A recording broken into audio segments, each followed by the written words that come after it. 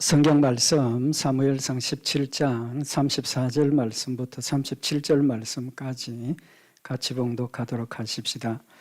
다윗이 사울에게 고하되 주의 종이 아비의 양을 지킬 때에 사자나 곰이 와서 양떼에게 새끼를 훔치면 내가 따라가서 그것을 치고 그 입에서 새끼를 건져내었고 그것이 일어나 나를 해하고자 하면 내가 그 수염을 잡고 그것을 쳐 죽였었나이다.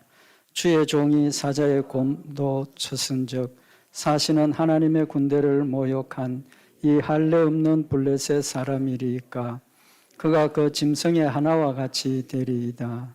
또 가로되 여호와께서 나를 사자의 발톱과 곰의 발톱에서 건져내셨은즉 나를 일 블레셋 사람의 손에서도 건져내시리이다. 사울이 다윗에게 이르되 가라 여호와께서 너와 함께 계시기를 원하노라. 아멘.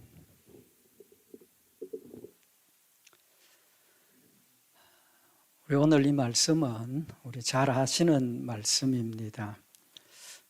다윗이 골리앗을 싸워서 이긴 내용의 말씀이죠. 사실 골리앗과 다윗의 싸움은 인간적으로 보면 절대로 다윗에게 성산이 없는 싸움입니다. 그죠? 성산이 없는 싸움인데 다윗이 믿음으로 하나님의 영광을 위해서 나서서 골리앗을 물리친 이제 그런 내용입니다. 다윗이 믿음으로 나섰기 때문에 하나님께서 하나님 영광 받으시고 또 이스라엘 백성들에게 다윗에게 큰 유익한 열매를 맺어주신 거죠. 다윗이 골리앗을 대적해서 싸움에 나설 수 있었던 이유에 대해서 우리 오늘 말씀을 상고를 하려고 합니다. 영적으로 생각을 해보면 우리가 지금 이 땅에서 신앙생활하는 이 과정이 다윗과 골리앗의 싸움이라고 할 수 있을 겁니다. 왜 그러냐 하면 사탄은 영적인 존재죠. 우리는 인간입니다. 그렇게 보면 전혀 우리가 싸움에서 이길 수 없는 그런 상태지만 하나님께서 우리와 함께 하시고 하나님께서 다윗을 이기게 하셨던 것처럼 하나님께서 우리를 승리하도록 하시기 때문에 우리가 승리를 하는 거죠. 그래서 오늘 다윗이 승리할 수 있었던 이유는 곧 우리가 신앙생활하면서 사탄과의 싸움에서 늘 승리하고 하나님을 영화롭게 할 수 있는 길이라고 생각을 합니다. 오늘 여기 사무엘상 17장 33절에 보면 다윗이 내가 나가서 싸우겠습니다 했는데 사울이 다윗에게 하는 이야기가 네가 가서 저 블레셋 사람과 싸우기에 능치 못하리니 너는 소년이요 그는 어려서부터 용사다. 그러니까 골리앗은 나이 들어서 용사가 된 게 아니고 어려서부터 아주 전쟁에 능한 그런 무사로 훈련을 받고 자랐다는 거죠. 다윗은 지금 어떤 사람입니까? 들에서 그냥 양치던 소년입니다. 그죠? 아직 군대 나갈 나이도 안 된 이제 그런 소년입니다. 인간적으로 생각을 하면 절대로 이길 수 없는 거죠. 그럼에도 불구하고 다윗이 나가겠다고 했고 이겼습니다. 그 이유가 뭡니까? 오늘 여기 34절에 보면 다윗이 사울에게 고하되 주의 종이 아비의 양을 지킬 때에 사자나 곰이 와서 양떼에서 새끼를 움키면 내가 따라가서 그것을 치고 그 입에서 새끼를 건져내었나이다. 또 그것이 덤비면 내가 물리치고 이겼다. 이제 자신의 경험을 이야기를 하는 거죠. 그죠? 양을 칠 때 사자나 곰이 와서 공격을 하면 자기가 나서서 싸워서 이겼다라는 것을 지금 고백을 하는 겁니다. 그것 때문에 골리앗도 이길 수 있다는 거죠. 그래서 골리앗도 이 짐승의 한 사람처럼 나한테 무너질 거다. 이제 그렇게 고백을 하는 겁니다. 그런데 그 싸워서 이겼던 이유가 뭐냐는 겁니다. 다윗이 자기가 곰과 사자를 물리칠 수 있었던 이유를 37절에 지금 밝히고 있습니다. 여호와께서 나를 사자의 발톱과 곰의 발톱에서 건져내셨은즉 광야에서 양을 칠 때 공격해오는 짐승들을 물리칠 수 있었던 것은 자기가 용감하고 또 자기가 잘 싸워서 물리친 게 아니라 누구 때문에? 하나님께서 나와 함께 하시고 하나님께서 나를 사자와 곰의 발톱에서 건져내셨기 때문이다. 누가 했다는 겁니까? 하나님이 하셨다는 거죠. 지금 믿음을 고백을 하는 겁니다. 하나님이 하셨으니까 지금 하나님의 백성들을 무시하고 조롱하는 저 골리앗도 하나님께서 물리치게 하실 것이다 라고 지금 고백을 하고 있는 겁니다. 그게 이유입니다. 싸움에 나간 이유. 그건 뭡니까? 믿음이죠. 그죠? 믿음. 하나님께서 내가 과거에 들에서 양을 칠 때 함께 하셔서 사자나 곰도 물리치게 하셨으니까 지금 이 일도 함께 하셔서 승리하게 하실 것이다 라는 지금 믿음을 고백을 하고 있는 겁니다. 두 번째는 또 뭡니까? 36절에 보면 주의 종이 사자와 곰도 쳤은즉 사시는 하나님의 군대를 모욕한 이 할례 없는 블레셋 사람이니까 그가 그 짐승의 하나와 같이 되리이다. 이게 뭡니까? 지금 결과를 이야기를 하는 겁니다. 그죠? 자기가 나가서 골리앗과 싸우면 결과가 어떨 것인가 하는 걸 지금 고백을 하는 거죠. 그건 뭡니까? 소망입니다. 하나님이 나와 함께 하셨고 지금도 하나님이 함께 하시니까 내가 싸우면 이 골리앗 아무리 훌륭한 아무리 무서운 용맹한 장군이라도 저 짐승의 하나와 같이 된다라는 소망입니다. 그건 무엇 때문에 생기는 겁니까? 믿음 때문에. 믿음 때문에. 우리가 하나님의 말씀을 순종하고 하나님을 따라가는 이유는 하나님께서 나에게 약속하신 약속을 믿으니까 뭐가 있습니까? 소망이 있잖아요. 하나님께서 약속하신 천국의 소망이 있고 하나님께서 약속하신 이 땅에서 우리를 통해서 하나님 영광 받으시겠다고 약속하신 소망이 있으니까 인간적으로 아무리 안 될 것 같아도 이게 정말 하나님 중심의 하나님의 뜻이라면 하나님께서 하신다는 소망이 있으니까 할 수 있다라는 사실을 지금 우리에게 교훈을 하시는 겁니다. 그럼 다윗의 믿음 지금 어떤 믿음입니까? 체험적인 믿음입니다. 체험적인 믿음. 그죠? 광야에서 양을 칠 때 짐승이 찾아와서 사자나 곰이 와서 싸워서 물리친 체험입니다. 체험. 우리의 믿음은 체험적인 믿음입니다. 체험적인 믿음. 그래서 기독교는 체험적인 종교입니다. 종교라는 표현이 좀 이상하지만 우리 신앙생활은 체험적인 겁니다. 왜? 하나님 살아계신 분이고 하나님 지금도 살아서 말씀대로 역사하시는 분이기 때문에 하나님 말씀대로 행하기만 하면 하나님 약속하신 것을 내가 체험할 수 있는 그런 믿음이라는 살아있는 믿음이라는 사실을 지금 우리에게 보여주고 있는 겁니다. 그래서 다윗이 시편 23편 1절에 보면 여호와는 나의 목자시니 내가 부족함이 없으리로다. 그냥 하는 이야기가 아니라는 겁니다. 그냥 하는 지식적으로 하는 이야기가 아니라 절절히 자신이 체험했던 하나님이 함께 하시고 도우시고 하나님 나의 목자로서 내가 부족함이 없도록 지켜주셨다는 것을 체험적인 믿음을 지금 고백하고 있는 겁니다. 다윗의 과거를 보면 지금부터 시작이죠. 그의 모습을 보면 다윗보다 어려운 일들을 겪은 사람 없습니다. 제가 볼 때는 없어요. 그렇지만 하나님께서 그를 믿음 위에 세우시고 하나님 중심의 철저한 믿음으로 따라가니까 하나님께서 결국은 그를 왕으로 세우셨고 그를 통해서 메시아의 약속을 주셨지 않습니까? 메시아의 조상이 되는 축복을 주셨고 아들을 통해서 성전을 건축하게 하시고 신앙생활의 핵심인 것들을 기초를 놓으시고 하나님께서 역사하신 믿음의 축복을 그렇게 받았다는 겁니다. 그래서 우리가 여기 다윗은 체험적인 믿음을 고백을 했고 그 믿음의 소망을 확실히 가지고 실천했다는 겁니다. 여기서 우리 한 가지 중요하게 생각해야 될 게 뭐냐 하면 믿음은 지식이 아닙니다. 지식이 아닙니다. 우리가 하나님을 알고 또 하나님의 역사를 알고 믿는다. 그러니까 이게 어떤 지식 차원에서 우리가 접근하게 되는 경향들이 있다는 겁니다. 그래서 성경 공부도 열심히 하고 뭐 성경 교리적인 것도 이야기를 하고 물론 필요합니다. 바른 신앙을 가지고 하나님의 말씀을 바로 해석하고 이해하기 위해서 그런 것들이 필요합니다. 그렇지만 그것이 지식으로만 거쳐지면 의미가 없는 겁니다. 의미가 없는 거예요. 그래서 믿음이 뭡니까? 머리를 통해서 어디로? 마음으로 그 말씀이 믿어지고 순종하고 행동할 때 그 지식이 참된 믿음이 되는 거고 그 지식이 머리에서 내 마음에 와서 믿어질 때 무엇? 체험의 종교, 체험적인 그런 믿음의 열매를 맺게 되는 겁니다.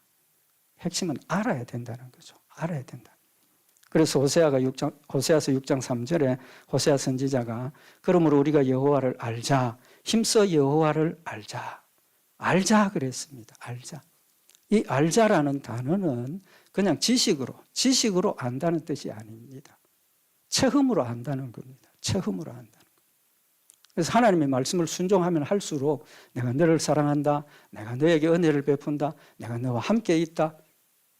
체험을 통해서 그 말씀이 내가 마음속 깊이 새겨지고 깨달아지고 알게 된다는 사실을 먼저 우리가 기억을 해야 된다는 겁니다. 믿음은 아는 겁니다. 뭘로? 체험을 통해서 아는 겁니다. 지식으로 아는 게 아니라 체험을 통해서 아는 겁니다. 그러면 체험을 지식으로 삼을 수 있는 방법이 뭐겠습니까? 이 부분 우리가 말씀 상고하기 전에 한 가지 우리가 전제를 해야 되는 게 있습니다.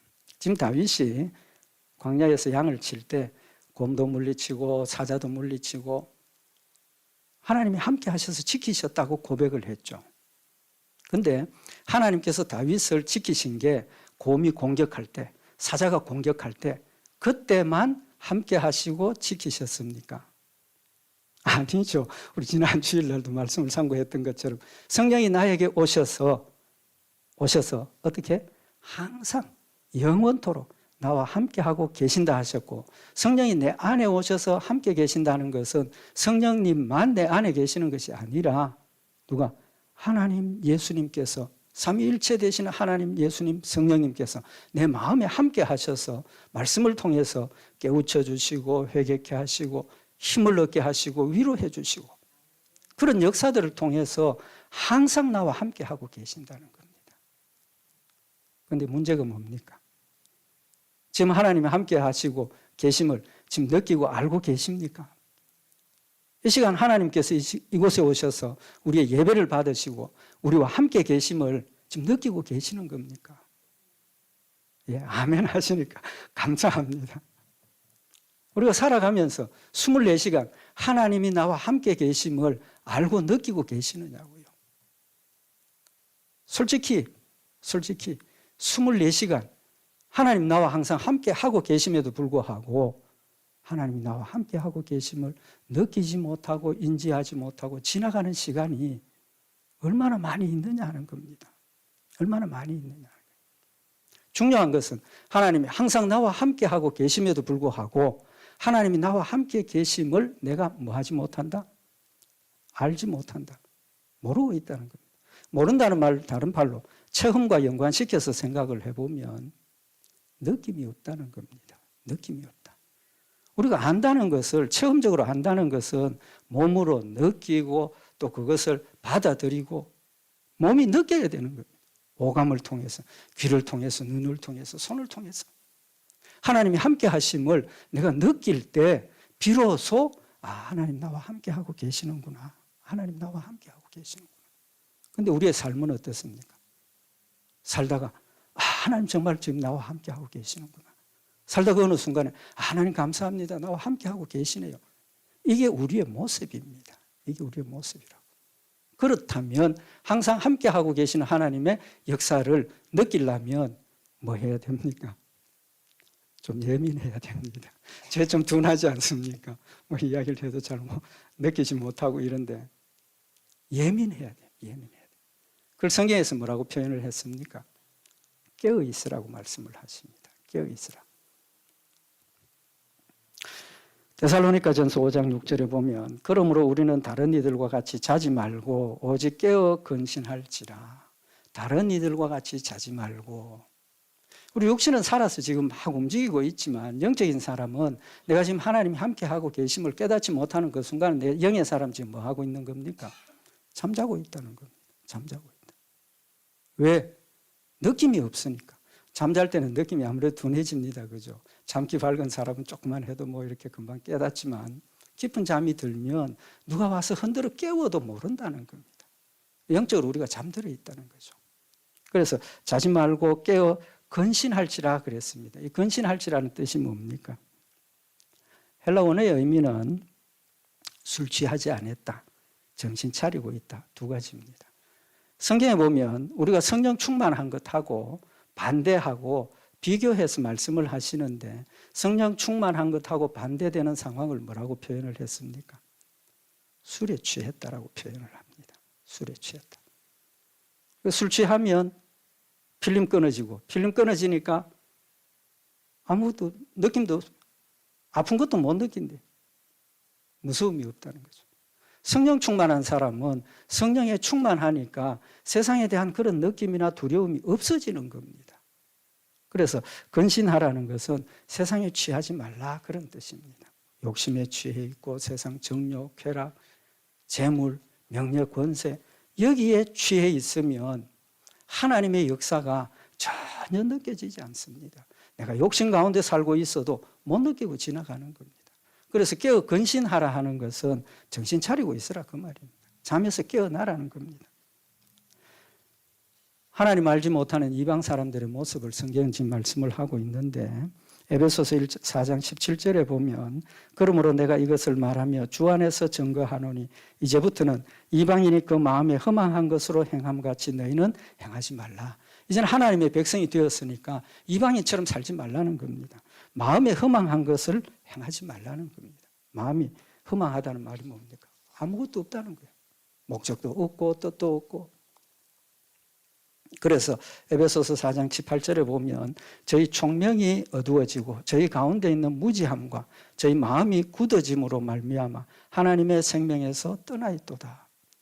이방인의 특징이 무지하다. 무엇에 무지합니까? 하나님을 모른다는 거예요. 하나님을 모른다는 거예요. 마음이 굳어졌다는 겁니다. 마음이 굳어졌다. 마음이 굳어졌으니까 어떤 현상이 일어납니까? 때려도 굳었으니까 아픈 걸 못 느낀다는 겁니다. 굳어 있으니까. 그래서 에베소서 4장 19절에 보면 저희가 감각 없는 자 되어 자신을 방탕에 방임하여 모든 더러운 것을 욕심으로 행하되. 하나님 모르는 사람들은 마음이 굳어 있으니까 방탕한 생활을 해도 느낌이 없고 세상 욕심대로 살아도 느낌이 없고 거짓말을 해도 느낌이 없고 뭐 육신의 정욕을 따라 살아도 느낌이 없고 죄를 지어도 아무런 느낌이 없다는 겁니다. 왜? 마음이 굳어 있으니까. 그건 뭡니까?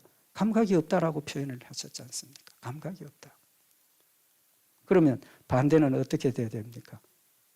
우리 양심이 감각이 살아있는 정도가 아니라 감각이 예민해야 된다는 겁니다. 예민해야 돼. 바람만 불어도 하나님께서 나를 위해서 이렇게 시원한 바람을 주셨구나. 비가 막 쏟아져도 하나님께서 우리를 필요해서 이렇게 비를 주시는구나. 감각 있는 사람, 예민한 사람은 뭐 바람만 불어도 비가 와도 햇빛이 나도 모든 것에 누구 중심으로? 하나님 중심으로 생각을 하게 되고 하나님 중심으로 생각을 하니까 모든 일에 살아계신 하나님의 역사를 느끼게 되고 깨닫게 되고 인정하게 되고 믿음을 고백하게 된다는 사실을 말씀을 하고 있는 겁니다. 그래서 마가복음 26장 4절에 보면 예수님께서 시험에 들지 않게 깨어있어 기도하라. 마음에는 원이로되 육신이 약하도다. 깨어있는 방법, 기도하라는 거예요. 기도하라. 기도한다는 게 왜입니까? 하나님을 기억해야만 된다는 겁니다. 기도하는 그 순간은 누구한테 기도합니까? 하나님께 기도하는 거니까 하나님을 기억하는 순간이 기도하는 순간입니다. 쉬지 말고 기도하라 하신 말씀이 하나님을 한순간도 잊어버리지 말라라고 지금 말씀을 하고 있는 겁니다. 그래서 우리의 마음이 말씀 가운데 옥토가 되고 녹아치면 느낌이 살아있으면 모든 것을 하나님 중심으로 받아들이게 되고 하나님과 함께 동행하게 된다는 사실을 우리에게 교훈을 하시는 말씀입니다. 디모데후서 4장 17절에 보면 사도 바울이 주께서 내 곁에 서서 나를 강건케 하심은 나로 말미암아 전도의 말씀이 온전히 전파되어 이방인으로 듣게 하려 하심이니 내가 사자의 입에서 건지웠느니라. 사도 바울이 주께서 내 곁에 서서 나를 강건케 하신다. 눈으로 봤겠습니까?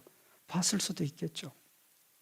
그렇지만 봤다기보다는 하나님께서 자신과 함께 하고 계시고 말씀을 증거하게 하시고 지키시고 보호하신 역사를 온몸으로 지금 느끼고 있다는 겁니다. 느끼고 있으니까 내 곁에 서셔서 나를 강건케 하신다라고 고백을 하게 되고, 그런 고백을 하니까 내 앞에 죽음이 놓여 있지만 하나님이 나와 함께 하시고 이 죽음을 통과하게 하시니까 함께 하심이 느껴지고 깨달아지니까 죽음도 두렵지 않게 된다는 겁니다. 범사에 감사할 수 있게 된다는 사실을 지금 말씀을 하고 있는 겁니다. 골리앗을 향해서 나가는 다윗의 마음이 사무엘상 17장 45절에 보면 다윗이 블레셋 사람에게 이르되 너는 칼과 창과 단창으로 내게 오거니와 나는 만군의 여호와의 이름 곧 네가 모욕하는 이스라엘 군대 하나님의 이름으로 네게 나간다. 다윗이 나는 지금 하나님의 이름으로 네게 나간다. 하나님의 이름으로 나간다 하는 뜻이 뭡니까? 하나님 지금 나와 함께 하고 계시고 나는 하나님과 함께 지금 너에게 나간다. 그걸 고백을 하고 있는 것 아니겠습니까? 함께 하심을 느끼고 있고 믿음으로 받아들였고 나갈 수 있게 된다는 사실을 말씀을 하고 있는 겁니다. 두 번째로 우리가 하나님의 역사를 믿음으로 따라갈 수 있는 일은 느꼈지만 뭐가 필요합니까? 믿음이 필요한데 그것을 믿음으로 받아들이기 위해서 뭐가 필요합니까? 인정을 해야 되죠. 이게 하나님이 하시는 거구나 인정을 할 때 비로소 그 믿음이 내 것이 되는 겁니다. 하나님이 함께 하심을 느꼈음에도 불구하고 이게 하나님이 하신 일이라는 걸 인정하지 않으면 그 나에게는 아무런 유익이 없는 겁니다. 믿음을 고백한다는 그것은 인정한다는 겁니다. 인정한다. 하나님이 함께 하셨음에도 불구하고 하나님 놀라운 능력의 역사를 보여주셨음에도 불구하고 그 인정하지 않으면 믿음이 없는 겁니다. 예수님 뭐라고 말씀하셨습니까? 죽은 자가 살아나도 택한 백성이 아니면 인정하지 않는다 그랬습니다. 인정하지 않는다. 왜? 믿음이 없으니까. 죽은 자가 살아난 역사를 무당 굿하고 귀신 불렀더니 푸닥거리 했더니 죽은 자가 살았다. 그렇게 인정하는 거예요. 그 사람들은 하나님이 하신 게 아니라 점치고 주술에 의해서 살아났다라고 그렇게 인정하니까 그걸 믿는 겁니다. 우린 죽은 자가 살아남. 하나님께서 하셨다는 것을 인정하니까 나의 믿음이 되어지는 겁니다.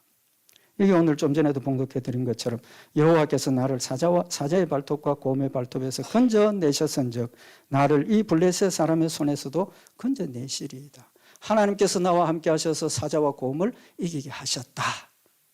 인정이 되니까.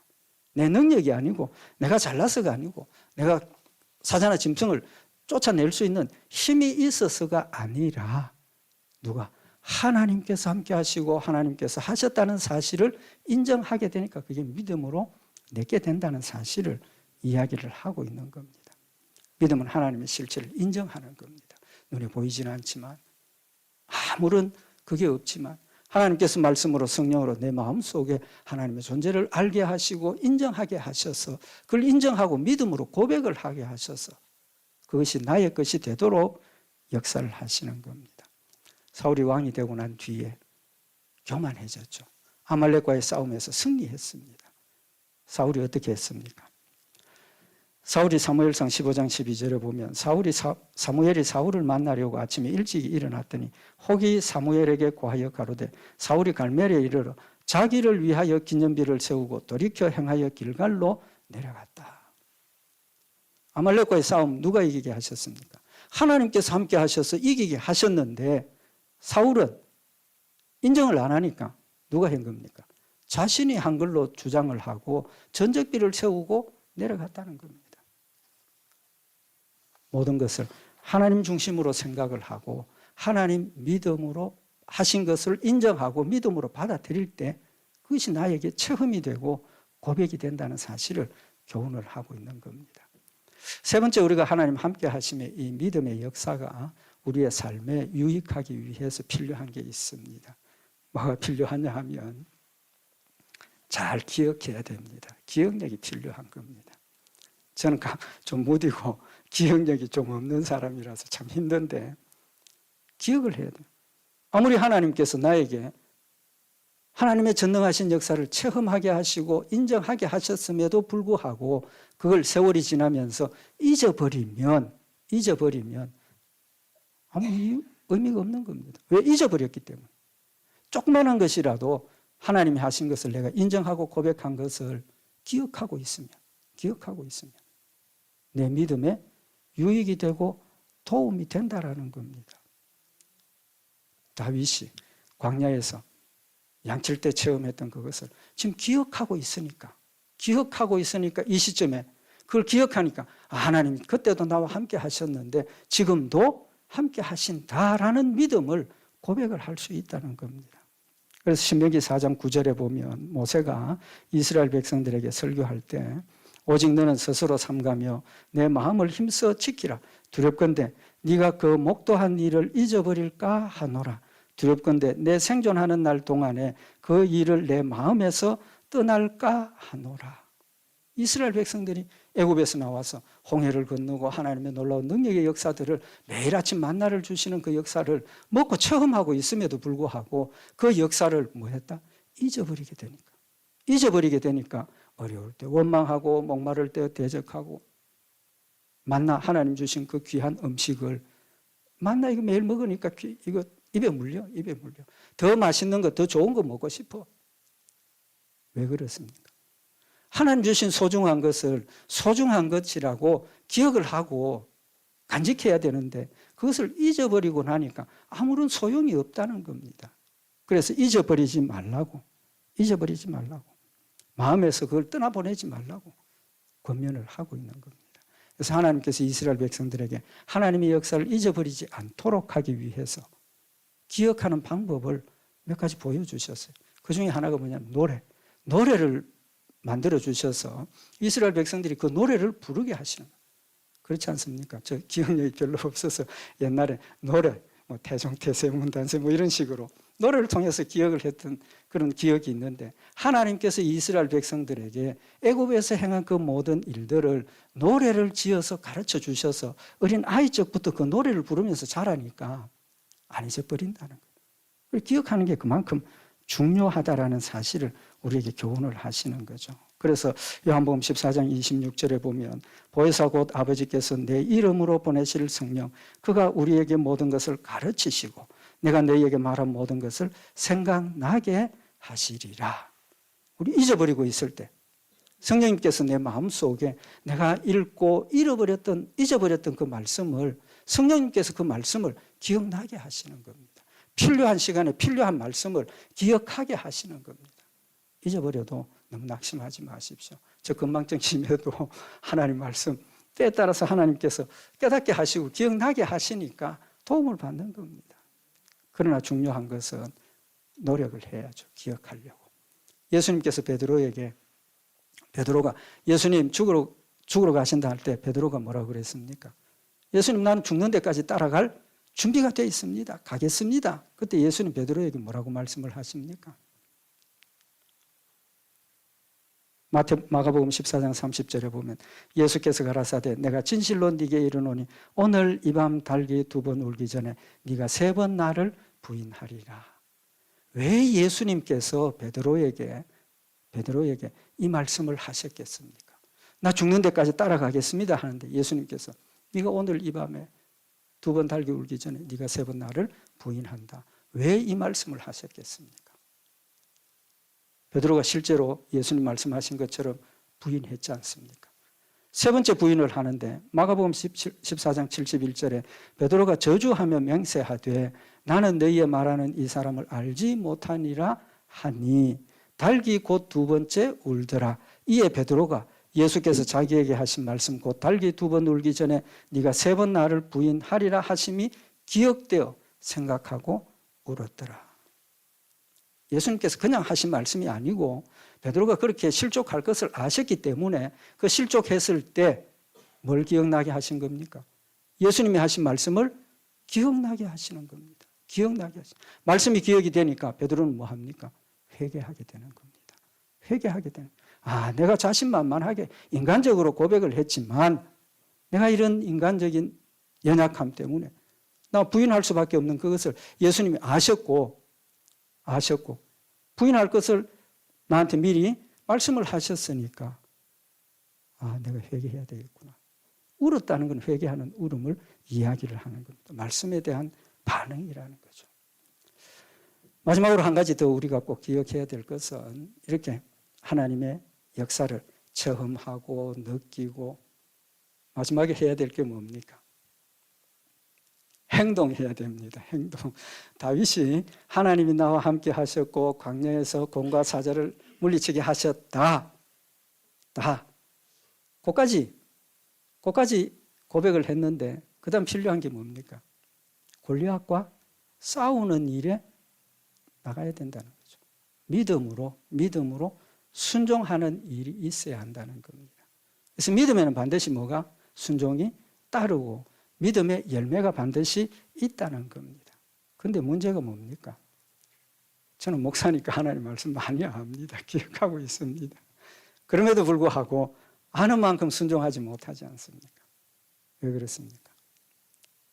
알고는 있지만 인정은 하지만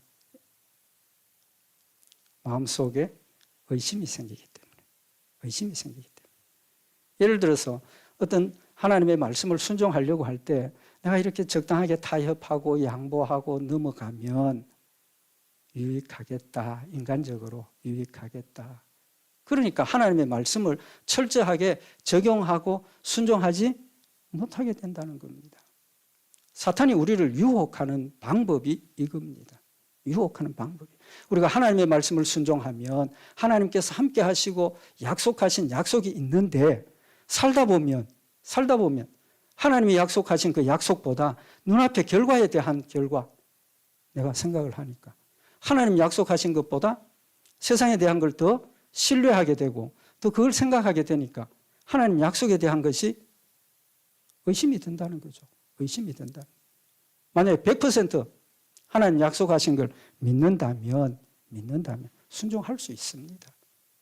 그런데 우리가 살아가면서 그걸 무너뜨리게 된다는 겁니다. 뭐 때문에? 세상 지식, 경험, 세상에서 일어난 그런 일들 때문에 하나님 말씀 순종했을 때 하나님 말씀대로 결과가 나타나는 것이 즉각적으로 결과가 나타나는 일도 있지만 많지 않지 않습니까? 그 당시에는 세상의 법칙과 세상의 원리대로 내가 손해를 보고 때로는 뭐 억울한 일을 당하고 그런데 세월이 지나고 나서 그게 회복되는 경우들도 있다는 겁니다. 그러니까 우리의 마음이 뭐가 됩니까? 자꾸 의심이 생긴다는 겁니다. 의심이 생긴다. 지금 만약에 다윗이 믿음으로 하나님 나와 함께 하셨다는 것을 고백을 했지만 인간적으로 생각을 하면 절대로 이길 수 없는 그런 상황이니까 승률이 몇 %입니까? 인간적으로 생각하면 99.9%가 승리하지 못하는 겁니다. 의심이 생기는 거죠.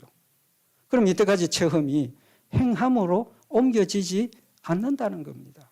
그러나 다윗이 하나님이 약속하신 그 약속과 하나님이 주신 그 체험의 역사를 100% 믿으니까 두려움 없이 나가서 싸워서 이길 수 있게 되더라는 겁니다. 베드로가 뭐 했습니까? 예수님 무리를 걸어오시는 것 보고 예수님 나도 무리를 걸어가게 해 주십시오. 오너라. 100% 믿으니까 아무 생각 없이 뛰어드니까 걸어갔습니다. 걸어가는 중간에 바람이 불고 풍랑이 일고 앞에 물결이 치고 믿음이 있으면 그 상관없이 100% 믿으면 그냥 가야 되는 겁니다. 예수님 뭐라고 책망하셨습니까? 너 마음에 왜 의심하느냐? 이게 우리의 모습입니다. 우리의 모습이라. 우리는 하나님 주신 말씀이 우리 마음속에 정말 100% 믿어지고 100% 체험적인 것을 믿음으로 인정을 하고 우리가 행함이 있는 열매가 있어야 한다는 사실을 우리에게 교훈을 하시는 말씀입니다. 믿음, 소망, 사랑 이 세 가지는 항상 있을 것인데 그중에 제일은 사랑이라고 하신 이유가 믿음과 소망으로 순종을 하면 의심이 생기면 넘어집니다. 하나님을 사랑함으로 순종하면 의심이 와도 순종할 수 있습니다. 왜? 하나님 약속하신 대로 이루어지지 않더라도 나는 하나님을 사랑하니까 내 생명 주를 위해서 드릴 수 있다는 게 뭡니까? 사랑이라는 겁니다. 사랑.